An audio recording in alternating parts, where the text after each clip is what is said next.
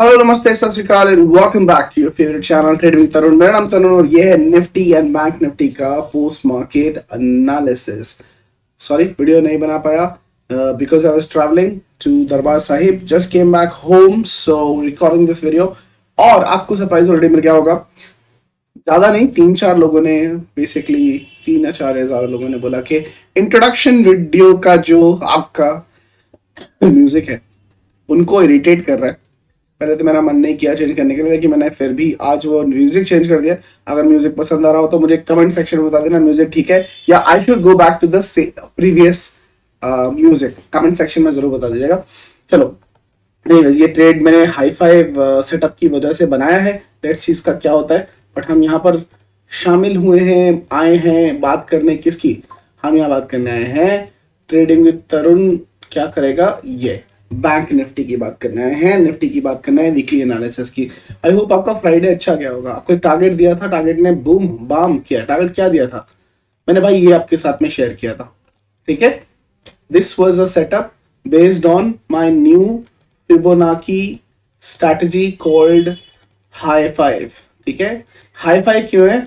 ये हमेशा हाई चलती है, मतलब बुलिश साइड पे बहुत अच्छी तरीके से चलती है, तो बुलिश ट्रेड बहुत अच्छे देती है, तो इसलिए मैं हाई बोलता हूं। और 5 इसलिए कि ये 1:5 का मिनिमम रिस्क एंड रिवॉर्ड देती है भाई। और जो लोग ऑप्शन में ट्रेडिंग करते हैं ना, वो उसकी इंपॉर्टेंस जानते हैं कि 1:5 का मतलब क्या होता है। ये जो ट्रेड है ये 1:, ऑलमोस्ट क्लोज टू 5 है, 1.4.83 के आसपास की है। लेकिन मैंने इसका एक्सटेंडेड टारगेट आपको क्या दिया था? मैंने इसका बेसिकली जो इसका टारगेट है वो है 48,270। अगर मैं उसको करूं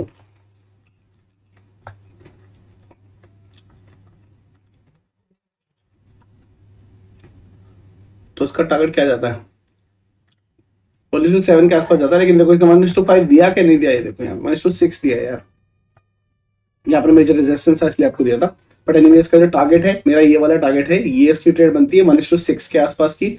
48,270 का टारगेट है, जो मुझे लगता है कि मंडे के दिन या ट्यूसडे के दिन जो भी आपको दिखाना चाहिए, ये गिरा, प्रॉफिट बुकिंग आई, वो ठीक है, कोई प्रॉब्लम नहीं। सेम ट्रेड बनी थी निफ्टी के अंदर। निफ्टी के अंदर भी इसने बहुत अच्छा धमाका किया। यहाँ पर इसने 1:11 का ट्रेड दिया। ये 1:11 इसलिए लग रहा है क्योंकि ये बड़े टाइम फ्रेम पे था, छोटे टाइम फ्रेम पे थोड़ा ज्यादा रिटर्न आपको देखने को मिला। इसका जो स्टॉप लॉस था ना वो ये था, सॉरी ये नहीं था, इस कैंडल का हाई, इस कैंडल का ये जो क्लोजिंग कैंडल थी ना, इसका हाई, इसका स्टॉप लॉस था। मैंने ऊपर कर दिया था ट्रेल करके, दैट्स व्हाई। अदरवाइज ये 1:5 का ही ट्रेड है जो मार्केट ने पूरा का पूरा दिया। बहुत अच्छे तरीके से चला। चलो एनीवे इसको डिलीट करते हैं, लेवल्स ने तो काम किया ही। हम अपना देखेंगे कि भाई निफ्टी क्या कर रहा है ना वीकली बेसिस, क्योंकि वीक की कैंडल क्लोज हुई है तो वो देखना बनता है, ठीक है। वीक की कैंडल क्लोज होती है तो ये दिखाओ, ये देखो क्या दिख रहा है भाई, वीकली के ऊपर सेटअप बना हुआ है, ठीक है। इसका 1:5 का टारगेट क्या है? मैं तो 48,270 बोल रहा हूँ, लोगों को परेशानी हो गई भाई। इसका टारगेट है 48,500 के आसपास का, 36 अपना वीकली प्लेटफॉर्म। एक बार इसको ये छूना चाहिए सेटअप के अकॉर्डिंगली। हाँ ऑफकोर्स ये सेटअप मैंने बैक टेस्ट किया है, ये पहले इसलिए नहीं दिया था, तो मैं आपके साथ में शेयर कर रहा हूँ, ठीक है। एनीवेज दूसरी बात, सबसे पहली बात करेंगे हम 10 EMA की। 10 EMA की करीज 24 कैंडल हो चुकी हैं, लेकिन मार्केट ने अभी तक 24 कैंडल हो चुकी है, लेकिन मार्केट ने अभी तक 10 EMA को टच नहीं किया है, ठीक है। अगर मैं डेली के चार्ट पे आ जाऊं, टच नहीं किया है, ठीक है।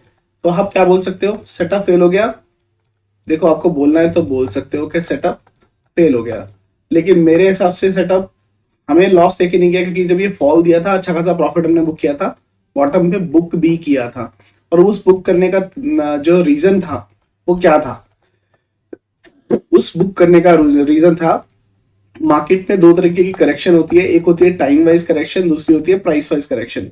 मार्केट ने इधर रुक कर लगभग 1 2 3 4 5 6 दिन का जो ब्रेक लिया ना, यहाँ पर एक टाइम वाइज करेक्शन दिए, ठीक है, और थोड़ा सा नीचे आकर प्राइस वाइज करेक्शन भी दिए, ज्यादा टाइम वाइज दिए और प्राइस वाइज दिए।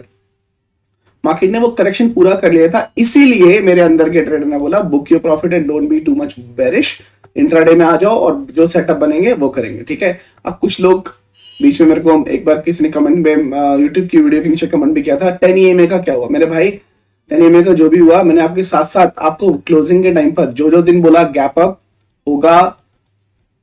होगा, नेक्स्ट डे मार्केट ग्रीन खुल रही है, तो there is no point holding the puts. No, अगर मैं आपको पहले सामने से बता रहा हूँ कल गैप अप होने वाला है, तो there is no point holding the puts, ठीक है। जब ये बड़ा गैप अप हुआ था, हम सब के सब कॉल होल्ड करके बैठे थे, क्यों, और BTC स्टॉक्स होल्ड करके बैठे थे, क्योंकि वो सेटअप ऐसा था, ठीक है। सो मैंने आपको क्या बताया, सिचुएशन एंड सर्कमस्टांसेस, ठीक है। सिचुएशन एंड सर्कमस्टांसेस को देखकर पलटी मारना ही इंपॉर्टेंट होता है। अब बहुत लोगों को ये फ्लैग का ब्रेकआउट लग रहा है एंड जो भी कर रहा है, लेकिन मार्केट में बहुत तेजी हो रही है ना। अब ओवरऑल देखोगे तेजी का कारण क्या है और अभी मंडे के दिन क्या हो सकता है। अब यहां पर ध्यान से देखना, crude oil red, gold red, silver red, ये तीनों के तीनों रेड। दैट मींस ये नीचे जाते हैं तो मार्केट ऊपर की जाती है। This is a good sign for equity and for the market. Market को और ऊपर जाना चाहिए, तो क्या हो गया, ये पॉजिटिव साइन हो गया। US market is bullish, US market is bullish, that means international mother market जो इसको हम बोलते हैं, सबसे बड़ी मार्केट जो है वो बुलिश है, वो भी इशारा करेगा मार्केट को ऊपर की तरफ जाना चाहिए, ठीक है। जिसको देख के हम चलते हैं, फेड ने जिसकी वजह से मार्केट भागी थी, ये क्या बोल दिया, हम रेट कट करने की सोच रहे हैं, बढ़ाने के तो सोचो। उन्होंने बोला है कि हम जो interest rate we are trying to bring it down now, ताकि इकोनॉमी पे ज्यादा और तक और जोर ना पड़े, भार ना पड़े। तो वो पॉजिटिव स्टेटमेंट लेके मार्केट और भी ज्यादा तनी पड़ी है। तो हर तरीके से मार्केट जो है बूम बाम हो रही है, ठीक है। दूसरी बोल रही है कि सर आप बोल रहे हो या और यूट्यूबर्स बोल रहे हैं मार्केट गिर जाएगी। आई एम श्योर ये दो ग्रीन कैंडल देख के ना बहुत सारे यूट्यूबर्स बुलिश भी हो गए होंगे, लेकिन आपको जो चीज बता रहा हूँ ना उसको ध्यान से सुनना, थोड़ी इन्फॉर्मेशन आ जाएगी। FII जम के खरीदारी कर रहे हैं, जम के खरीदारी कर रहे हैं, ठीक है। और एटलीस्ट आपको दिखाई दे रहा है कि वो खरीदारी कर रहे हैं, मार्केट में पैसा आ रहा है, और यहां पर रिटेलर भी अपना पैसा लगाया जा रहा है, लगाया जा रहा है, लगाया जा रहा है, लगाया जा रहा है, लगाया जा रहा है। यहां पर तो सबके सब बेरिश थे, गिरना है गिरना है गिरना है, ठीक है। दो कैंडल में बाइंग आई, वो कहां से आई, बाहर से आई, FII की तरफ से अच्छी खासी, और मार्केट ऊपर की तरफ चला गया। पैसा आया कहां से? मुझे लगता है कि भाई ये सब कुछ ना जोक है। क्या FII की जो बाइंग है ना, ये क्या है, जोक है, ठीक है। और मुझे कमेंट सेक्शन में बताना कि आपको क्या लगता है, ये एक रियल बाइंग है और ये आर्टिफिशियल पंप एंड डंप हो रहा है मार्केट के अंदर, क्या कर रहे हैं, आर्टिफिशियली पंप। मैं क्यों बोल रहा हूं, देखो मॉरिशस, आपने एक छोटा सुना होगा, मॉरिशस जो है वो if I am not wrong somewhere around 30 billion की इकोनॉमी है, ठीक है, $30 बिलियन की इकोनॉमी है। पूरे देश की ईयरली इकोनॉमी जो है वो 30 बिलियन की है। पिछले 3 सालों में 150 बिलियन प्लस डॉलर्स की इन्वेस्टमेंट कर चुका है ये कंट्री। कहां पर? हाँ, इंडिया, भारत देश में, जिसकी पूरी कंट्री की इवैल्यूएशन इकोनॉमी की 30 बिलियन है, वो पिछले 3 सालों में 150 बिलियन से ज्यादा इन्वेस्ट कर चुका है। गूगल करके देख लेना, आपको फैक्ट समझ आएंगे। इनफैक्ट मैंने यहाँ पर एक पेज खोल भी रखा है, मैं स्टडी कर रहा था, यहाँ पर आपको दिखाई भी दे जाएगा। देखो, इंडिया में इन्वेस्ट करने वाली country Mauritius, Singapore, Japan, UK, Netherland, USA। भाई ये कितना कर रहे हैं, और ये देखो सिंगापुर और मॉरिशस, ठीक है। ये मॉरिशस कर रहा है या ये इंडिया का ही पैसा है जो वहां से घूम के वापस इंडिया आ रहा है, ठीक है। इंडिया का पैसा मॉरिशस से घूम के यूटर्न मार के वापस आ रहा है, ऐसा हो सकता है? बिल्कुल हो सकता है। ये आर्टिकल भी टैक्स जस्टिस नेटवर्क ये भी बोल रहा है। ये अगर आप पढ़ोगे तो समझना। टेबल है about 10 countries reported as the largest source of FDI in India. foreign direct investment. So how much of these investments are actually from there, and how much is actually investment from some other country being routed through there? भाई ये खतरे की country हो सकती है, नहीं हो सकती है? यहीं पे घूम रहा है, वहीं पे मार्केट घूम रहा है भाई। अब देखो जो भी है, मोदी की लहर है, अडानी की लहर है, मुझे नहीं पता किसकी लहर है, ठीक है। बहती गंगा में हाथ धोना है, इंट्राडे में धो, इंट्राडे में धो लो। हाँ, मैं वही हूं जो मैंने आपको बोला था कि भाई 2020 से लेकर 2030 इंडियन मार्केट के लिए वो गोल्डन 10 साल है, डेके है, जहां पर जितना पैसा आप इन 10 सालों में बना सकते हो ना, आने वाले कई सालों में भी नहीं बना पाओगे इसके बाद में। और क्या मार्केट उस तरीके से बिहेव कर रही है? बिल्कुल कर रही है। रॉकेट हो रखी है मार्केट, बिल्कुल कर रही है। हाँ, इन्वेस्टमेंट पर्पसेस के लिए बहुत अच्छा है, तो टेंशन मत लो उस चीज की। थोड़ा सा करेक्शन है, डरो मत। बड़ा करेक्शन है तो भी मत डरो, क्योंकि जितना करेक्शन आएगा उससे तेजी से ऊपर मार्केट जाएगी। लेकिन प्राइस एक्शन को तो रिस्पेक्ट करे मार्केट, एक हेल्दी करेक्शन देके तो ऊपर की तरफ जाए। ये तो बदतमीजी हो रही है, ये तो बस पंप एंड डंप ही है और कुछ नहीं है। तो हर तरीके से जब मार्केट, क्या बोलते हैं, सावन के अंधे को हरा हरा ही दिखाई देता है, हर तरीके से जब ग्रीन दिखाई देने लग जाए ना, तो थोड़ा सा कॉशियस हो जाओ मेरे भाई, थोड़ा सा कॉशियस हो जाओ। ना हम बुल है ना हम बैर हैं, सिंपल पैसा कमाने में शेयर है। आप इंट्राडे के अंदर ट्रेड करो, पैसा बनाओ, कोई दिक्कत नहीं है। लेकिन इन बातों को आप इग्नोर मत करना जो मैं आपको बता रहा हूं। क्यों? क्योंकि अगर ये होती है, ठीक है, भगवान ना करे ऐसा हो, लेकिन अगर ऐसा होता है, सो मैं बता रहा हूँ, जितना पैसा बना है ना, मार्केट खाने में टाइम नहीं लगाएगी बहुत लोगों के लिए।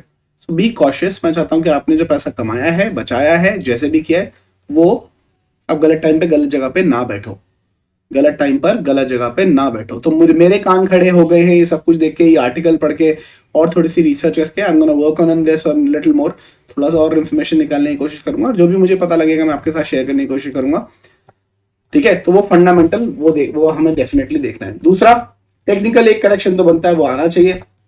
लेकिन हाँ, टेक्निकली सेटअप के हिसाब से, बिकॉज मार्केट इंपॉर्टेंट लेवल को तोड़ के ऊपर की तरफ आया है, मेरे पास जो लेवल्स आ रहे हैं वो यही आ रहे हैं, 48,536 के आसपास मार्केट एक बार टच करके नीचे की तरफ करेक्शन लेना चाहिए।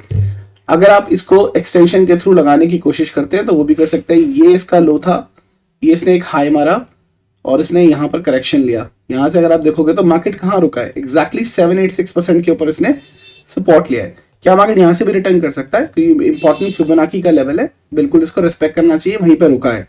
इसके ऊपर अगर मार्केट क्लोज करता है तो आपके पास 49,840 का लेवल ओपन हो जाएगा। ये एक्सटेंशन हम कब यूज करते हैं? जब मार्केट कहां होता है, एटीएच के ऊपर के लेवल निकालने के लिए, ठीक है। इस ब्लू कलर के बॉक्स का हाफ भी आपका एक टारगेट होता है, आपको पता है, अगर आप फिबोनाची सीखे हो तो आपको डेफिनेटली पता होगा।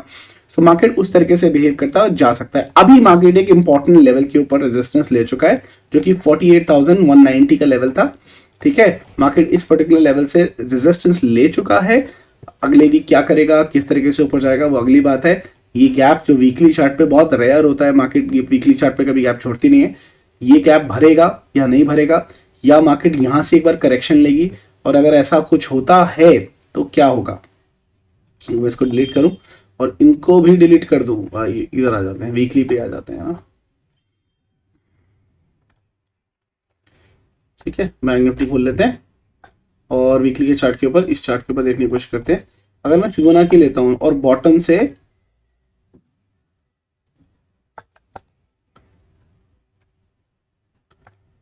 ये बॉटम से ये मैच करता हूं,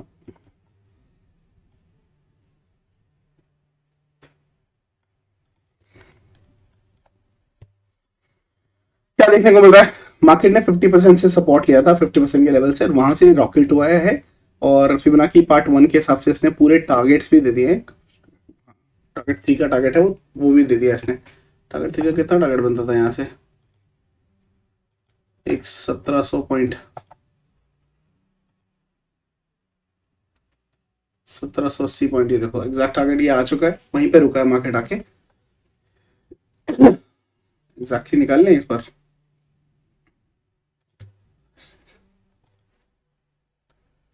चार दिन साथ ओए रब्बा बड़ी लंबी। तो एग्जैक्टली वहीं पे रुका है इसने। अपना जो फाइनल टारगेट था फिबोनाची के हिसाब से पार्ट 1 के हिसाब से, वो भी इसने पूरा का पूरा दे दिया है। तो यहाँ पर वीकली के हिसाब से हो गया। हालांकि मेरा सेटअप जो हाई फाई सेटअप है बोलता थोड़ा सा रूम अभी और बाकी है। एनीवेज आप उसके ऊपर मत जाओ, हमें देखना है कि किस तरीके से मार्केट काम कर सकते हैं। डेली के टाइम फ्रेम पे अगर देखने की कोशिश करें यहाँ पर, तो यहाँ पर क्या हो रहा है भाई, सिंपल सी चीज है, काउंट कर लो। क्या क्या काउंट करना है? ये आपकी फ्राइडे की कैंडल, ये आपकी थर्सडे की कैंडल, ये आपकी वेडनेसडे की कैंडल, ये आपकी ट्यूसडे की कैंडल, ये आपकी मंडे की कैंडल। हाईएस्ट हाई फ्राइडे को लगा है, ठीक है। और क्या हुआ है? हाईएस्ट क्लोजिंग फ्राइडे को आई है। गैन रूल एक्टिवेटेड हो चुका है। मार्केट इसका हाई तो डेफिनेटली तोड़ने वाली है। नेक्स्ट वीक में एक बार देख लेते, छुट्टी तो नहीं थी ना, Friday, Thursday, Wednesday, Tuesday, Monday, कोई छुट्टी नहीं थी। तो अगले वीक आपको गैन रूल के हिसाब से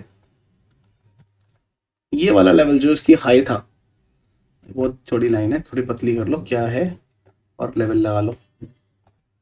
गैन रूल एक्टिवेटेड है, तो यहाँ पर आपको 48,222 का जो हाई इसने मारा था, यह टूटता हुआ दिखाई देना चाहिए। निफ्टी के अंदर डेली के हिसाब से same rule price, Friday, Thursday, Wednesday, Tuesday, Monday. तो ये जो लेवल है, थोड़ा सा बड़ा कर देता हूं, आपको दिखाई दे जाएगा। निफ्टी शुड ब्रेक और शो यू 21,491 के ऊपर, 92, 93, 95, चाहे 1 रुपया दिखाए चाहे 100 रुपए दिखाए, निफ्टी अपने लेवल के ऊपर एक बार तो नेक्स्ट वीक फ्राइडे से पहले पहले जाना चाहिए, डेफिनेटली जाना चाहिए।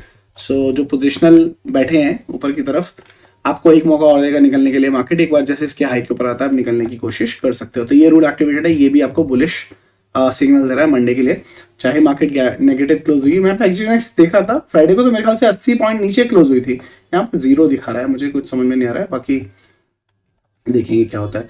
छोटे टाइम फ्रेम पे आकर यहाँ पर देखने की कोशिश करें कि क्या यहाँ पर सेटअप बन रहा है। देखो यहाँ पर कोई सेटअप एग्जैक्टली बन तो नहीं रहा है यार, कोई सेटअप नहीं बन रहा है। ये गूगली खिली हुई है। यहाँ पर 15 मिनट के चार्ट पे देखूं तो भी कोई सेटअप नहीं है। एक स्ट्रॉन्ग रिजेक्शन कैंडल जरूर है, लेकिन निफ्टी में कोई सेटअप नहीं है। बैंक निफ्टी के अंदर देखूं तो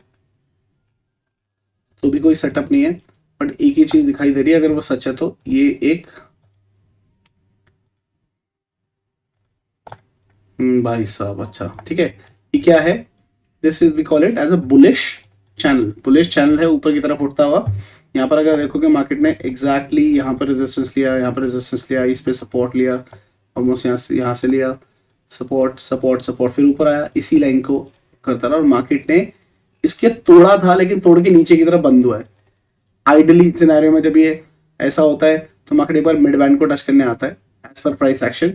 अगर मार्केट सक्सेसफुली चैनल को तोड़ता है ऊपर की तरफ, बाहर बाहर से अंदर आता है ऐसे, तो एक बार मिड बैंड तक तो आता है जरूर, ठीक है। तो ये तो थोड़ा सा नेगेटिव है कि मार्केट एक बार मिड बैंड तक आता है तो ये मार्केट एक बार रेड दिखा सकते हैं, फिर शायद बाउंस मार ले, लेकिन इस सेटअप के हिसाब से तो नेगेटिव है।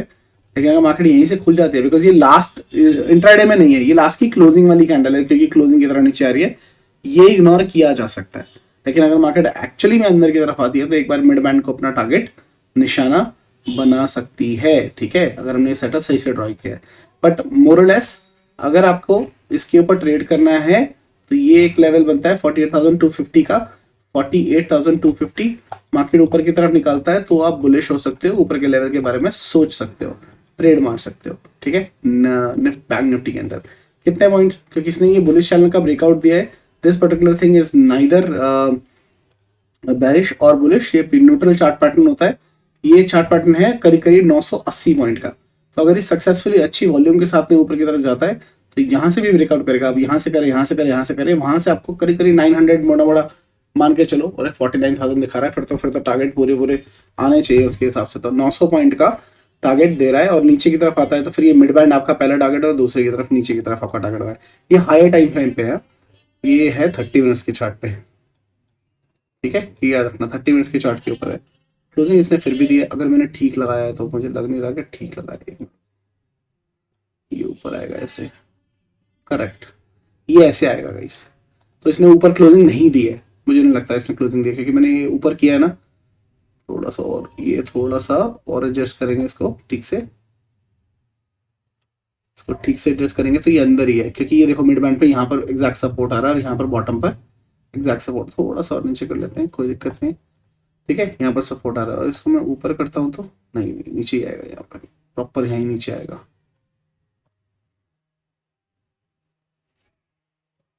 ठीक है, तो ये मिड बैंड पे सपोर्ट लिया। ये 900 पॉइंट का चैनल है, इसका आपको ध्यान रखना है। बैंक निफ्टी के अंदर, निफ्टी के अंदर भी क्या सिमिलर चीज रही, यहाँ पर कोई सिमिलर चीज नहीं है, लेकिन हाँ यहाँ पर फिबोनाची की ट्रेड बनती है, यहाँ पर इंपॉर्टेंट लेवल है। इसके ऊपर अगर मैं ट्रेड करता हूँ तो ये 50% से सपोर्ट लेके गया था, ऊपर की तरफ चला गया। अब आपको एटीएच के लेवल निकालने के लिए क्या यूज करना है, एक्सटेंशन।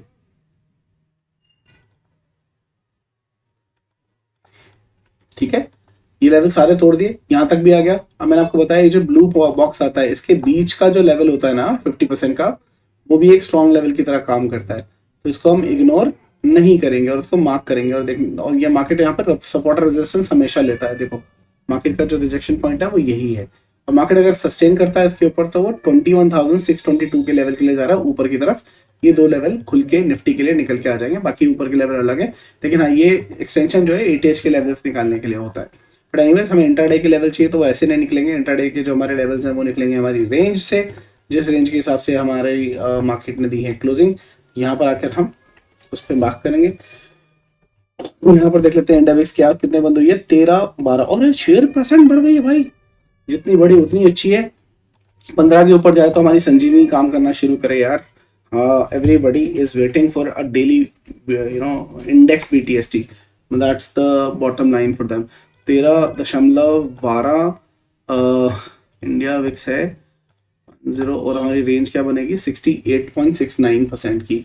तो 69% देख लेते हैं, 68% ऑलमोस्ट 69 हो गया, तो 68-69% हम देख लेते हैं। थोड़ा सा ऊपर नीचे करना पड़ेगा, 69 एक्चुअली आता नहीं है प्रॉपर तरीके से, बट 68-69 ले लेते हैं, थोड़ा सा एक्स्ट्रा ले लेते हैं, या 68 ही ले लेते हैं। चलो 68 ही ले लेते हैं।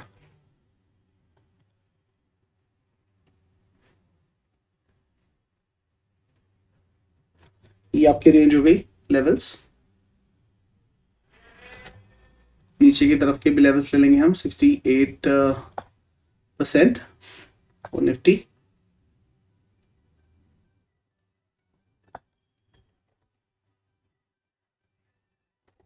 ठीक है, इसके ऊपर नीचे कोई लेवल अगर बनेंगे तो मैं आपको गैप अप गैप डाउन के हिसाब से लेवल जो है वो शेयर कर दूंगा। बैंक निफ्टी के भी लेवल अगर हमें बनाने हैं तो हम बनाएंगे इसी हिसाब से, जहां मार्केट ने क्लोजिंग दिया,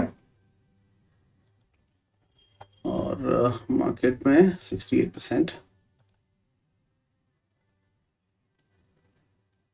67, 68, ये आपका 68 आ गया, और नीचे की तरफ भी 68% देख लेंगे, 68 की तरफ 66, 68। ठीक है, ये लेवल आपके बन जाएंगे जो आप यूज कर सकते हो। ठीक है, प्रथा को आगे बढ़ाते हुए हमारी जो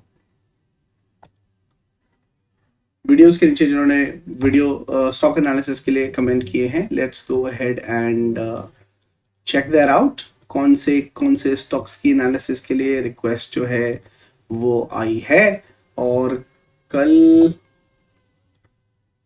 बाप of swing trading, Friday trading setup. Okay, बहुत बढ़िया सर। फ्राइडे की वीडियो के ऊपर हमारे पास लगभग बहुत अच्छे कमेंट्स आए हैं, तो thank you so much heart drop करने के लिए। और उसी तरीके से गाइस, अगर आपको ये वीडियो पसंद आ रही है तो आप हार्ट भी ड्रॉप कर सकते हैं, स्पेशली वो इंट्रो के म्यूजिक के लिए भी इन्फॉर्मेशन दे सकते हैं। सो जितने लोगों ने हार्ट ड्रॉप किया लास्ट फ्राइडे की वीडियो पे, बहुत बहुत धन्यवाद। रोहित भाई पूछते हैं चंबल फर्टिलाइजर का व्यू, वो देख लेते हैं, और नीचे की तरफ देख लेते हैं सबसे पहले कमेंट किसने किया था। सबसे पहले कमेंट किया था रुचि, तो shout out to Ruchi sarees. ठीक है, गुड इवनिंग, कैसे हैं आप। और अविनाश जी ने दूसरा कमेंट किया है, लेकिन उसमें लिखा है फर्स्ट कमेंट। चलो thank you so much Avinash, आपके लिए भी शाउट आउट। चंबल फाइनेंस एक पहला हो गया, और वरुण कुमार लिखते हैं सर जय हिंद। जय हिंद लिखा है तो आप पढ़ेंगे शेयर। राजेश एक्सपोर्ट शेयर के बारे में कुछ बताएं। राजेश एक्सपोर्ट, अच्छा ये भी मैंने पहली बार सुना है, राजेश एक्सपोर्ट। पहले इसको देख लेते हैं, राजेश एक्सपोर्ट्स। अरे एनएससी में है भाई, बात क्या। इस स्टॉक को देख कर मुझे लग रहा है कि आपने क्यों पूछा है। ठीक है, स्टॉक के बारे में कुछ बताएं तो मैं देख लेता हूँ भाई क्या बोल रहा है आपका स्टॉक। स्टॉक तो भाई कमजोर है मेरा। फिबोनाची क्या बोल रहा है, ये पहले हवा में भागा था, फिर ये साउंड लेके भागा, पूरा टारगेट दिया, अब जहां से गिर रहा है ये देखो। मेरे को तो पहले से पता है ना, मैंने कमजोर है। फिबोनाची की लेवल तोड़ चुका है ये, और अगर इसने 786% तोड़ दिया तो ये बॉटम के लिए आ रहा है। ये इसकी लास्ट होप है 277।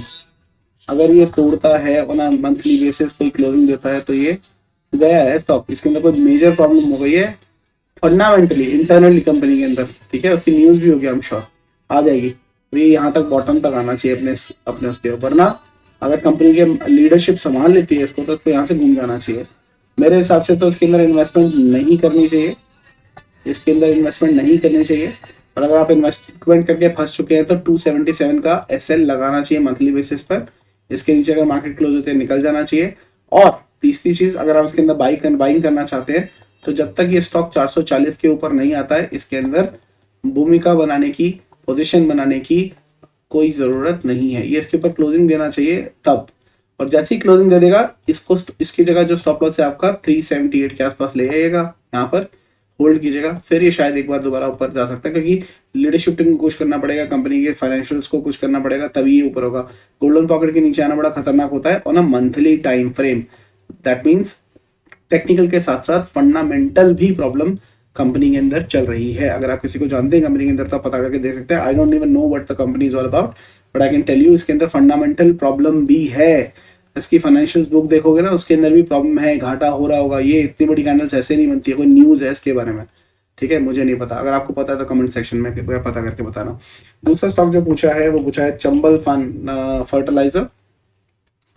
चंबल फर्टिलाइजर देखूं तो सर उसका टारगेट अभी बचा है 389 तक का टारगेट है, ऑलरेडी हो चुका है। और ना स्मॉलर टाइम फ्रेम के अंदर अगर आप देखेंगे तो डेली वीकली टाइम फ्रेम के ऊपर, सॉरी, तो ये वीकली टाइम फ्रेम के ऊपर इसने एक डिसेंडिंग ट्रायंगल चार्ट पैटर्न बनाया, उसका ब्रेकआउट दिया है। 389 तक इसको जाना चाहिए, ऑलरेडी इसका एनालिसिस हो रखा है, सो वो जाना चाहिए। दीपेश चौहान पूछते हैं सर नेक्स्ट फिबो मास्टर क्लास का प्लान है, जनवरी एंड में देखेंगे सर एक बार, क्योंकि I am working on 2 strategies, Fibonacci 5, Fibonacci 6, जिसमें एक सेटअप हमारा हाई फाई सेटअप भी है। तो मैं उसकी फॉरवर्ड टेस्टिंग कर रहा हूँ। देखो रिजल्ट तो बहुत अच्छे हैं, फॉरवर्ड टेस्टिंग कर रहा हूँ। फॉरवर्ड टेस्टिंग मतलब मैंने पिछले 1 से 2 साल का बैक टेस्ट तो कर लिया है, अब देख रहा हूँ करंट मार्केट में ये वही काम कर रहा है जो उसने बैक मार्केट में किया है या नहीं किया है।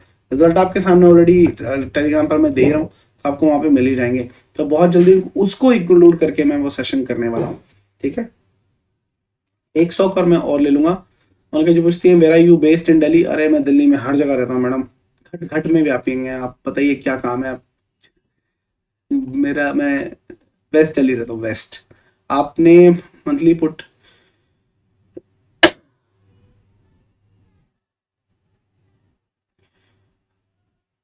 पृथ्वी जी पूछते हैं हमेशा की तरह इग्नोर करो मैसेज। भाई इग्नोर करो की बात ही नहीं है, मैं बोल रहा हूँ आप वीडियो देखते हो तो आपको प्रॉफिट होना चाहिए, वीडियो नहीं देखते हो तो आपको लॉस होना चाहिए, पक्का तरीके से लॉस होना चाहिए। मेरी सारी पुट जितनी भी पोजीशन थी ग्रीन में क्लोज हुई है, और जितने मेरे साथ में मेरे सुनते हैं उन्होंने भी ग्रीन के अंदर ही निकाली है फॉल के बाद, सबने प्रॉफिट ही बनाया है। I am not too sure आप गले से लगा के क्यों बैठे हैं, और आप बैठे हैं तो बैठे रहे, कोई दिक्कत ही नहीं है सर, क्या दिक्कत है, समझ रहे हैं ना, नहीं समझ रहे तो अच्छी बात है। मोहम्मद भाई थैंक यू फॉर कमेंटिंग। एक स्टॉक और लेना है, मैं किसका लूँ देख रहा हूँ। आशु जी का ले लेते हैं। आशु जी पूछते हैं गोदरेज कंज्यूमर प्रोडक्ट का शॉर्ट व्यू चाहिए, your analysis help me lot, thank you Guru ji, you welcome my brother and I am happy that आपको हो रहा है।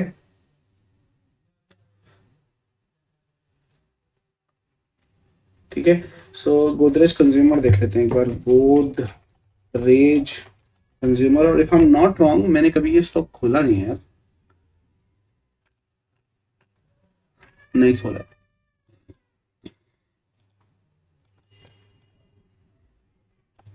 भाई क्या बात क्या बात, इसके अंदर हाई फाई सेटअप बन रहा है। Give me 1 second. देखो एक चीज तो इसमें साफ साफ है, वो दिख रही होगी आपको, ये लाइन खींच के रखो, क्या दिख रहा है आपको? क्या दिख रहा है यहाँ पे? अगर आप देखने की कोशिश करोगे तो ये पूरा सेटअप बना रहा है, और ये बहुत बड़े टाइम फ्रेम पे बना रहा है, तो ये बहुत बड़ा रिजल्ट देने वाला है, फटने वाला है ये स्टॉक फटने वाला है। कब फटने वाला है? ये लाइन खींच के रखो सेफ बाइंग के लिए। आपका 1100, जिस दिन इसने 1100 का शगुन दिया वीकली टाइम फ्रेम के ऊपर, जिस दिन इसने 1100 का शगुन दिया वीकली टाइम फ्रेम के ऊपर, तो समझो के हो गया, समझो हो ही गया, समझो हो ही गया। ठीक है, ये एक हो गया। दूसरा रीजन ये बुलिश है। मैं बुलिश है क्यों बोल रहा हूं कि ये यहां से लेकर यहां तक देखोगे तो एग्जैक्ट गोल्डन पॉकेट से भागा और उसने पूरे टारगेट दिए अपने। ठीक है, पूरे टारगेट यहां पर इसने दिए। अच्छा, मेरे भाई ने ये तो पूछा है मेरे ख्याल से कौन सा शॉर्ट टर्म चाहिए ना, शॉर्ट टर्म व्यू चाहिए, तो हम गलत जगह देख रहे हैं। तो बड़े टाइम फ्रेम में एनीवेज ये बुलिश है। शॉर्ट टर्म के अंदर देखूं तो मुझे 1 आवर के टाइम फ्रेम पे देखना पड़ेगा कि क्या चल रहा है। 1 आवर के टाइम फ्रेम के ऊपर तो इसका चार्ट पैटर्न है क्या कुछ? इस स्टॉक भागने वाला मुझे तो नहीं लग रहा 1 आवर के टाइम फ्रेम पे। 6 जुलाई, जुलाई से दिसंबर, बड़े टाइम फ्रेम पे ही है। शॉर्ट टाइम तो कुछ नहीं दिख रहा इसके अंदर मुझे, ऑनेस्टली इनफैक्ट ये जो शॉर्ट टर्म के लिए जो बोल रहा है वो गलत ही बोल रहा है। ये एक राइजिंग वेज प्लेटफॉर्म है। शॉर्ट टर्म के लिए this is bearish, short term के लिए दिस इज बेरिश, क्योंकि बड़े टाइम फ्रेम के ऊपर अभी तक ब्रेकआउट इसने दिया नहीं है। तो मैं आपको ना एक जोन बना के दे रहा हूँ, अगर आप इस पोजिशनली बैठे हो ना इसके अंदर, तो ये जोन इसके लिए करता धरता है। मार्केट ने अगर ये जोन तोड़ दी तो ये अपनी बॉटम की तरफ आ रहा है। बॉटम मतलब ये वाली जोन, बॉटम मतलब ये, यहां से लेकर यहां तक ये फॉल होगा। ठीक है, अगर ये एक नॉर्मल फॉलिंग वेज है तो नॉर्मल फॉलिंग वेज, अगर ये नॉर्मल फॉलिंग वेज नहीं है और ये चीट करना चाहती है तो ये एक बार दोबारा ऊपर आएगा और यहां से नीचे की तरफ गिरेगा। उस केस में ये नॉर्मल फॉलिंग वेज की जगह क्या पैटर्न बन जाएगा? आरटीपी। क्या होता है RTP? Retailers trap pattern, breakout, जिसको हम फेक आउट भी बोलते हैं। फेक आउट देके नीचे की तरफ आना चाहिए। ठीक है, इन दोनों केसेस के अंदर आपको इसके अंदर ये सलाह दी जाती है कि अभी ये जो स्टॉक है नो ट्रेडिंग जोन के अंदर है। अगर ये वाला लेवल तोड़ता है छोटे से टाइम फ्रेम के लिए, इस लाइन के लिए आप ट्रेड कर सकते हो, ये जो गैप है इसके हाई के ऊपर। लेकिन अगर मार्केट यहीं से नीचे की तरफ आती है, कंसोलिडेट करके इसको तोड़ती है, सेल सेट की पोजीशन आपकी डेफिनेटली बनेगी। पोजिशनली आप बैठे हो कोई छोटे लेके तो ये इसका एसएल बनेगा। ठीक है, ये इसका मोमेंटम है। ठीक है, एक किसी का नाम मुझे बहुत पसंद आया तो मैं उसका भी स्टॉक लेने वाला हूं, ट्रेडिंग कैफे बाय चिराग। चिराग हमारा एक स्टूडेंट है और उसके नाम पर हमने हमारी स्ट्रैटेजी का नाम भी रखा है चिराग स्ट्रैटेजी। आपको ऑलरेडी पता है बैंक निफ्टी के अंदर कितना अच्छा काम करती है। काफी लोग बोलते हैं सर चिराग नाम चिराग जिनी के चिराग से, नहीं, हमारा एक स्टूडेंट है चिराग जिसने हमें कुछ सजेशन दिया था, जिस सजेशन के ऊपर काम करके उस स्ट्रैटेजी का उद्गम हुआ। मतलब the strategy was born because Chirag helped us with information कि सर इसके ऊपर कुछ बनाओ, ये मुझे कुछ ये नई चीज मिली है, इसको देखो, इसको टेस्ट करो, इसके ऊपर कुछ बनाओ। तो उसने मुझे कुछ दिया, मैंने उसके ऊपर डेवलपमेंट की और उसके हिसाब से बनाया। But because he initiated the information, शुरुआत वहीं से हुई थी, तो हमने उस नाम को, ताकि देखो जिसने शुरुआत की ना, इंस्पिरेशन दी। मतलब एक कवि जो होता है, एक जो कवि होता है, जो कविता लिखता है ना किसी से इंस्पायर होके, तो अक्सर उस कविता को डेडिकेट करता है। तो हमने जो कविता लिखी है ना बैंक निफ्टी पर, चिराग नामक, तो हमने उसको कविता का नाम चिराग दे दिया। चिराग अगर आप सुन रहे हो, thank you so much for sharing information, may God bless you and your daughter. Okay, stock ले लेते हैं, trading cafe by Chirag, RBA restaurant brands Asia. भाई से मैं इसलिए भी ले रहा हूँ आरबीए क्योंकि मैंने कभी सुना नहीं है। मुझे ना नए नए स्टॉक्स देखने में बहुत मजा आता है। भाई इसके अंदर ऑपरेटर्स हैं मेरे दोस्त, बहुत ही वॉलेटाइल स्टॉक है और ऑपरेटर्स हैं इसके अंदर। मैं आपने ये नहीं बताया आपको शॉर्ट टर्म व्यू चाहिए, लॉन्ग टर्म व्यू चाहिए, लेकिन डेफिनेटली इसके अंदर जो है फंड हाउसेस घुसे हुए हैं, मैनिपुलेशन हो रही है और ये अनस्टेबल स्टॉक वो है, क्या कहते हैं, अनस्टेबल स्टॉक है। इसके नीचे अगर ये मार्केट निकलती है 108 के नीचे निकलती है तो भाई मान के चलो ये 98 तक आना चाहिए फॉर श्योर। वो डेफिनेटली आएगा 90। फिबोनाची की ट्रेड बनेगी।